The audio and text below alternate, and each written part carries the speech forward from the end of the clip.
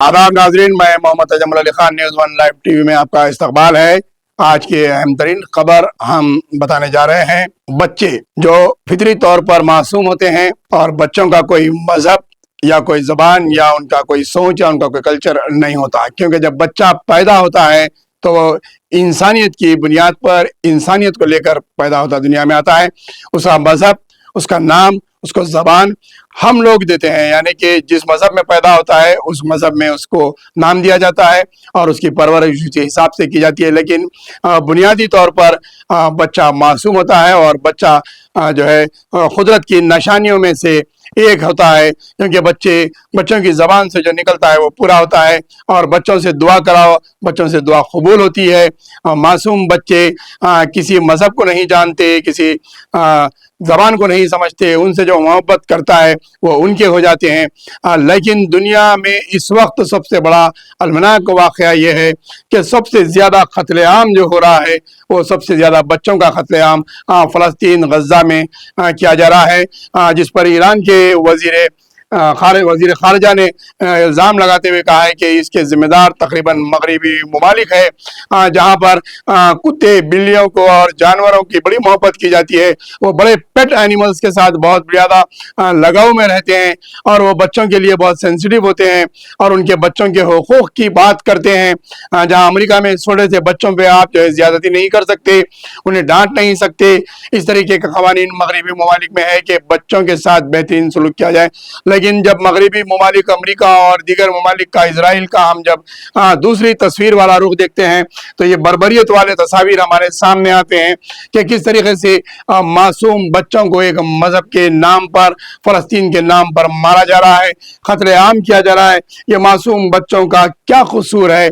क्या ये दुनिया में पैदा हुए, फ़लस्तीन की सरजमीन पर पैदा हुए, इनका यही कसूर है?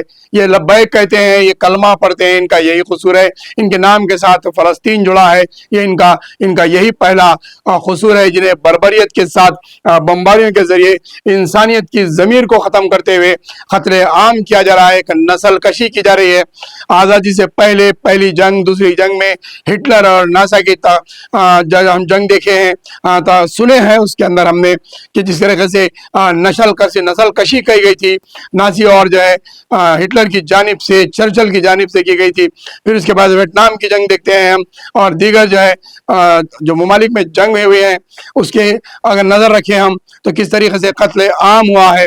लेकिन जो बमबारी होती है जो है सरहदी इलाकों के अलावा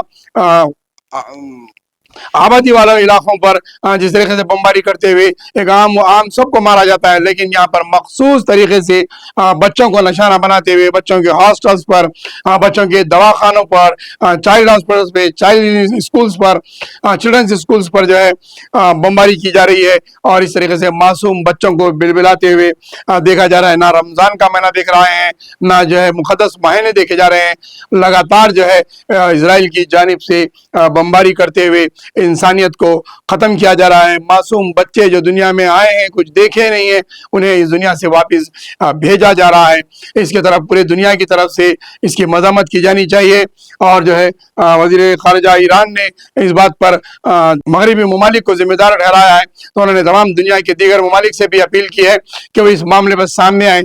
जहाँ UNO की जानिब से यूनिसेफ का एक ऑर्गेनाइजेशन है, जैसा वर्ल्ड हेल्थ ऑर्गेनाइजेशन है और दीगर जो है लेबर ऑर्गेनाइजेशन है, उनके ILO के तरफ से, international labour organization, world health organization, UNICEF की जानिब से हज़ारों करोड़ रुपये का एड जो है सारी दुनिया में बच्चों के फलाह बहबूद के लिए, बच्चों की तरक्की के लिए, बच्चों की तालीम के लिए, हैंडीकैप बच्चों के लिए और जो है डिसेबल बच्चों के लिए, मेंटली रिहैबिलिटेटेड बच्चों के लिए जो है रकूमात दिए जाते हैं और वहाँ पर बड़े पैमाने पर कलेक्शन करते हुए एड्स दिया जाता है।